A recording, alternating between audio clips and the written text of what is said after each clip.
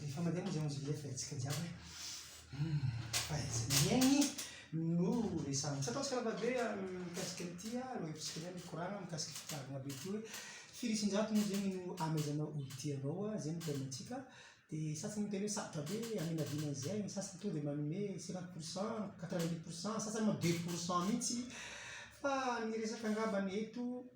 ino no zavatra anisany misy ny fampitokisana voalohany angambany dia hoe fampitokisana ny olo tianao dia ny fifampiresahana ny lehibe indrindra dia eo koa ny fifanajana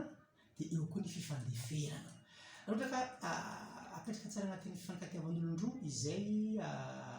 fifampiresahana fifanajana fifandeferana zay dia tokony ilamy ny fiarahan'olon-droa na efa tegna mpivady io na mbola mpisipasipa dia miaza foana izy dokam-barotra zay intsika miresaha foana izy dokam-barotra intsika eto amin'ny rena eto satria ilainy ilay fifampiresahana raha misy zavatra mahafaly anao agny resaho izy misy zavatra tsy mahalezaleza anao mampalahelo anao resaho ny olo tianao tsy indraindray anao hitanao hoe hafahafa hitany bizara be anao ohatra anao tsy resaka dia ava misy intsy mety zegny ataonao aminazy mety gagagazy manjary magnita hevitra izy karaha zegny koa misy hitanao rehefa miteny zavatra aminao koa izy inoa fa tegna marina edy zegny va tegna izegny edy atokisa izy dia izy moa fagnajana mafaitsika jiaby eky tsy atao lava eky fa zay fagnaja zay angamba ny azoko lazaigna momba izay lohevitsika niany fa dia alohantsika